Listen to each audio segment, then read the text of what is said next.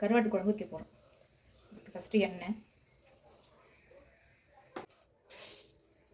கடுகு, ஒரு அரை ஸ்பூன் வெந்தயம்,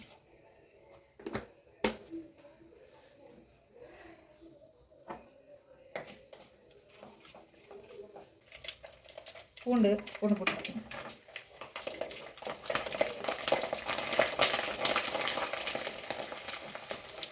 பூண்டு கொஞ்சம் வளர்ந்து வெங்காயம். இன்னைக்கு கத்திரிக்காய் போட்டு கருவாட்டு குழம்பு. சாதத்துக்கு சாப்பிடலாம், களிக்கு சாப்பிடலாம். களிக்கு தான் இன்னைக்கு செய்ய போகிறேன். இது கூட தக்காளி போட்டு வதக்கணும்.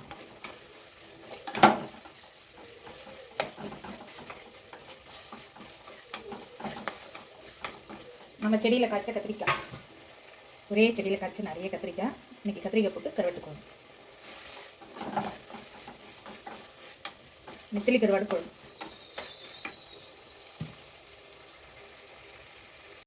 கருவேப்பிலை, கொஞ்சோண்டு உப்பு போட்டுக்குவோம் வெங்காயம் தக்காளி வதங்கிறதுக்காக. தக்காளி வெங்காயம் வதங்கிடுச்சு. கத்திரிக்காய் போட்டு வதக்கணும்.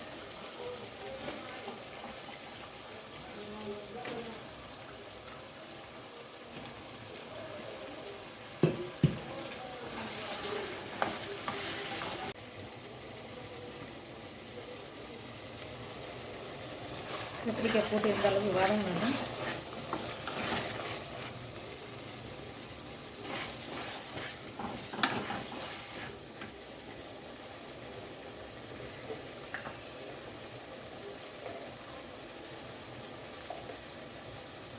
மஞ்சள் தூள் கொஞ்சம்,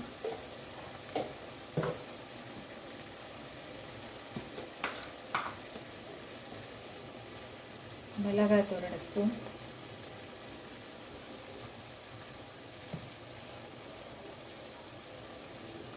மல்லித்தூள், வீட்டில் அரைச்ச மிளகாய்த்தூள்,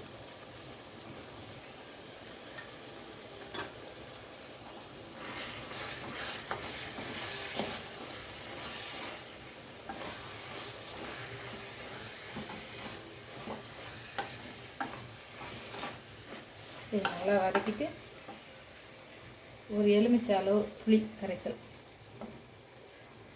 நல்லா ஊற வச்சு கரைச்சி வச்சுருக்கேன், அது ஊற்றணும்.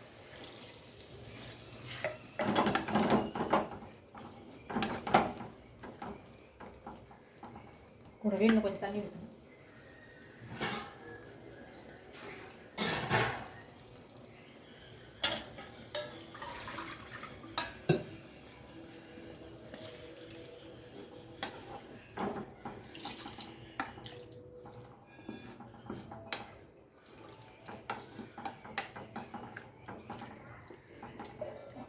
இது கொதி வந்ததும் கருவாடு போட்டு இறக்கணும்.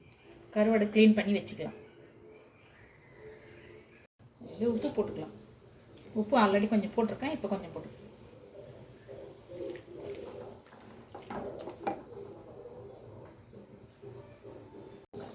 கருவாடு, நெத்திலி கருவாடு சுடுதண்ணியில் போட்டு அலசி ஒரு 5-6 டைம் கழுவிட்டு அதுக்கப்புறம் இந்த டைமில் போட்டு சேர்க்கணும்.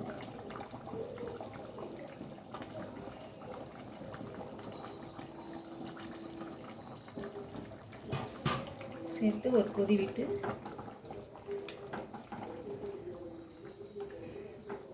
நல்லா ஒரு கொதி வந்ததுக்கப்புறம் இறக்கிட்டணும். அவ்வளோதான். கத்திரிக்காய் கருவாட்டு குழம்பு, நெத்திலி கருவாட்டு குழம்பு.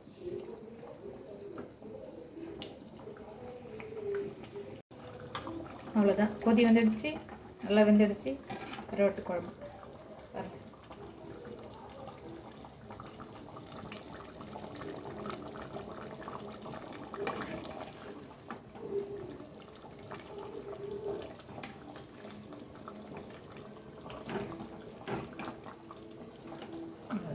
ஊற்றிட வேண்டியது.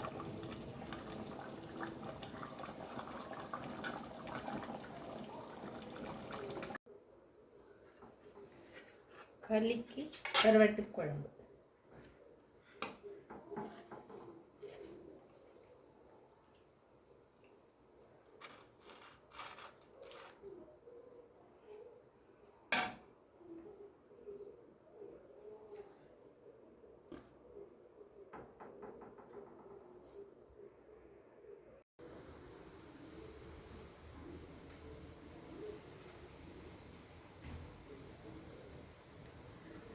களிக்கு கருவாட்டு குழம்பு பாருங்கள் மக்களே.